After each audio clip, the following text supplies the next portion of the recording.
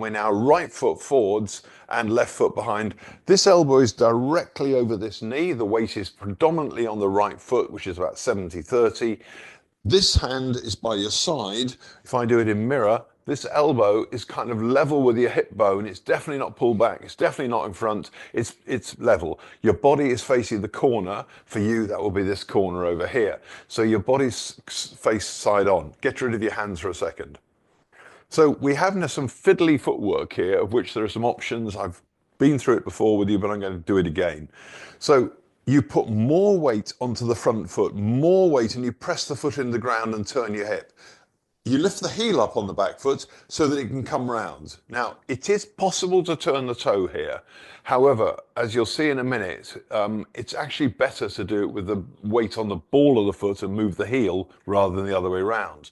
So you are here, put more weight onto this leg and just turn your hip. My hip is now facing the corner, but I've turned this foot to point straight down the room. Okay, so once again, so side on, push down into that right foot, and turn. Yeah, okay. Now, we have a hand action going on. And basically, the hand action is going to do the swapping of hands idea. We want to get to this halfway position here. And this hand, the dropping hand, is crucial to work with the weight transfer, which is why you need to put more weight onto the right foot. Well, apart from the fact it makes freeing the left foot a bit easier.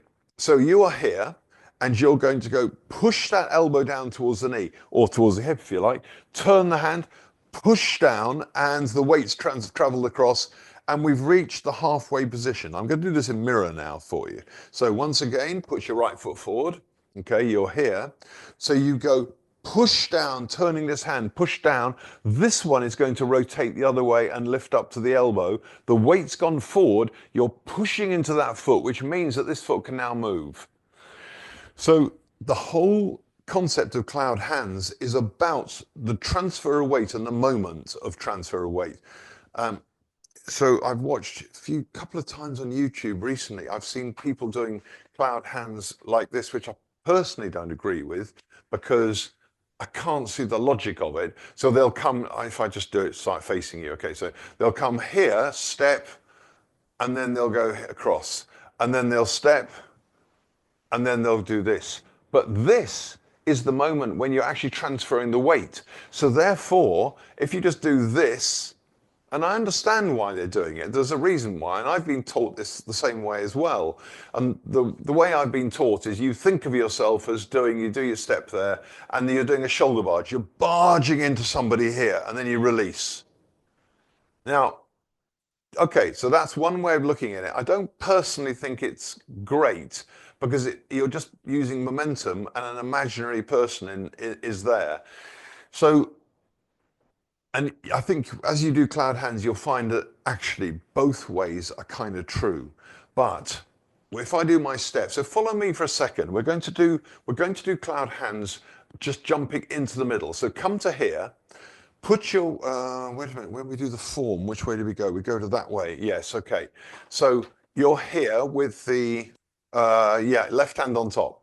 Okay, so turn your body, and now you're going to transfer the weight. Now, do it with the push down and the lift up. So do it with there. That's when the foot comes in.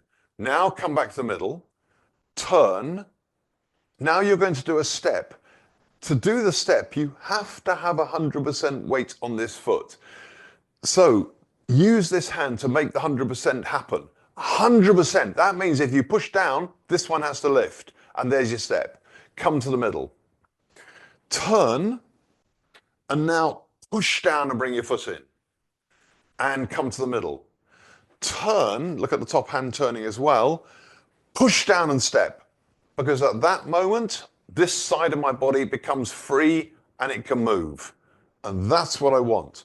Now, I started off by saying it could be a barge. Yes, it still could be a barge.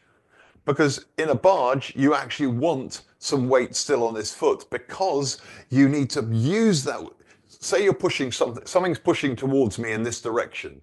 If I'm going to barge it, I need something to stabilize the barge. If I have it in here and something pushes me, I'm going to go this way. So therefore, when I do this, there is a barge there, But now I need the release. And it's during that release moment that goes up and down with the weight 100%. Okay, so not in mirror for a second. You're here. 100% to free up the left side. Ready? Turn, sink elbow, 100%. There's your push down. Now shift the weight into the middle. Okay, I'm still not facing the front yet. I'm facing the corner. And now this toe is going to lift and I'm going to turn. I'm at the front. I now turn to the corner. Okay, and again, but I'm going to be in mirror. Okay. So sink into your front foot, which will be your right foot, and there's your adjustment on the back foot.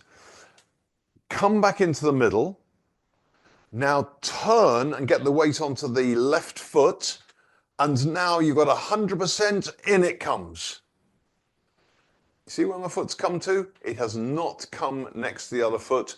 I've got at least one fist and probably two because I need to approximately have the weight of my shoulders. I want to keep, roughly speaking, a shoulder width when the foot comes in. When I step out, it's going to be more. When I come in, turn and release the foot and come in to approximately a shoulder's width apart. Here we go. I'm in mirror. Your right foot forward, your right hand. 1, put the weight onto your right foot. 2, shift the weight in the middle. Your body's still not facing your screen yet. Now it's facing the screen. You've turned. The weight's predominantly on your left foot, but now 100% onto the left foot and your foot can come in. Now go to the middle.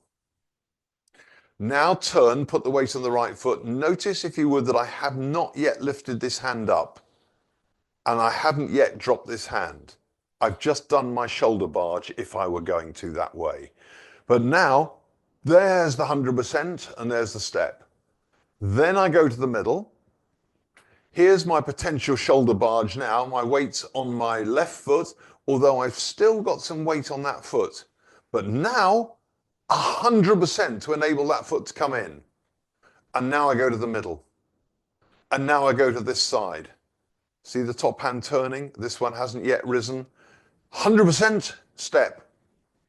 Middle. There's your barge if you want to think that as well. And now, 100%. Good. Well, this form, we've just done far more steps than we need in this form, but it's the principle behind it.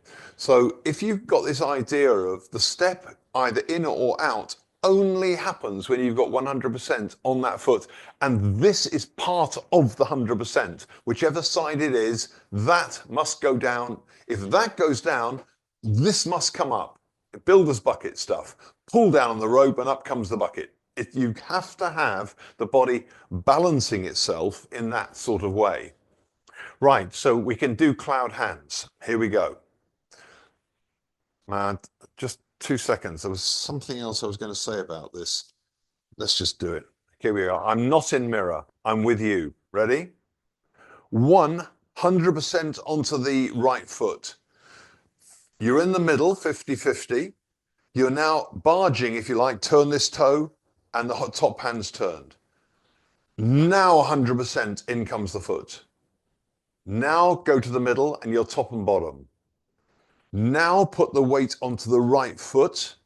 I'm still not quite 100, but now I am. There's the step. Okay, we've done all the steps in that direction, middle. There's your barge, but now 100%, even though we're not bringing the foot in or doing anything. Come back to the middle, go to the corner. Let's say it's 90% there for sake of argument. Now it's 100 because the foot can come in. Now you're in the middle, 50-50. 90% on the left foot, 100% on the left foot, back to 50-50. We finished almost 90%.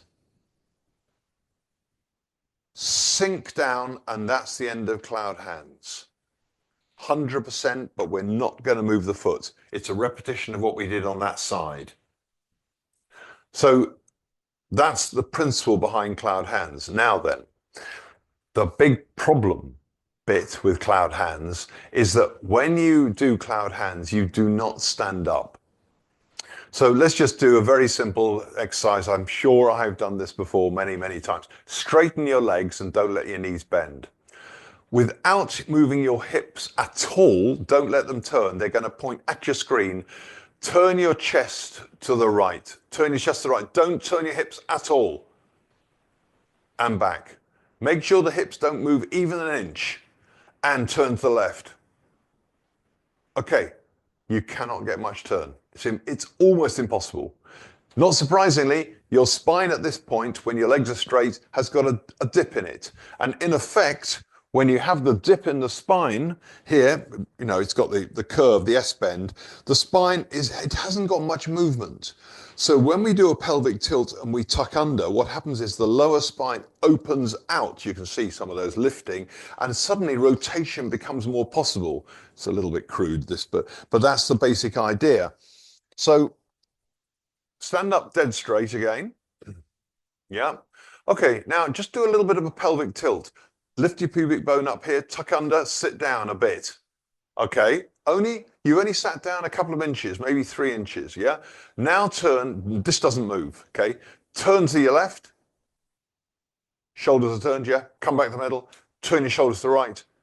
Stay there, keep your knees bent. Okay, now do more of a pelvic tilt, really tuck under, sit down.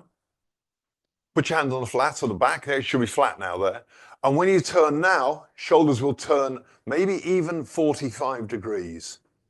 You can get far, far more turn. So cloud hands, the whole thing is done sitting down. And just watch me a second. I'm going to show you what's really tempting to do, and you need to kind of avoid it. So watch me from the back. You'll see it perhaps more easily. 1, 2, you can see I'm sitting down. Turn.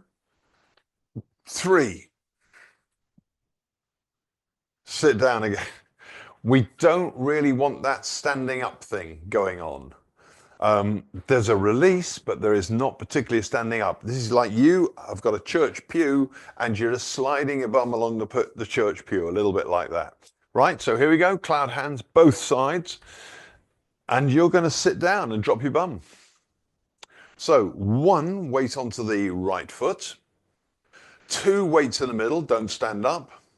3, keep your knees bent, turn your weights now on your left foot. Do not be tempted to stand up here. 4, all the weight in the left foot and the foot comes in. 5, go back to the middle. 6, turn only the shoulders. The weight's predominantly on the right foot, but not 100%. Now it's 100%. That's our only step in that direction. You're sitting down still. And now don't turn your hips. And now 100%, but no foot movement. Now come back to the middle again. Now the 90% here, only the shoulders turning, not the hips. Push down and bring your foot in. Still haven't stood up. You're in the middle. Weight on the right, 90%. Change your hands, step. Come back to the middle. Weight onto the right foot, 90. And now 100, but no foot movement. There we are. We've done it. Cloud hands. So we've done a number of aspects about cloud hands. And of course, the bit you cannot see very clearly on the screen is the fact that when I do cloud hands, I've always got one hand further from me and one hand close to me. So you're not being able to see very easily that 3-dimensional aspect of basically that happening as well as that happening. So if I go to the close to the camera, you'll see it, I guess. So here and out to here, turn. And then this one comes closer, and this one's going towards you gradually, and it's turning. So we have this 3-dimensional aspect going on in cloud hands. And it doesn't matter which style of cloud hands you do. I'm talking about whether you're doing Wu style, whether you're doing Sun style, whether you're doing Chen style, whether you're doing Hao style, or Wu Hao style even. It doesn't matter. You get the same idea of this 3-dimensional aspect towards you, but also sideways. Yep, we need that.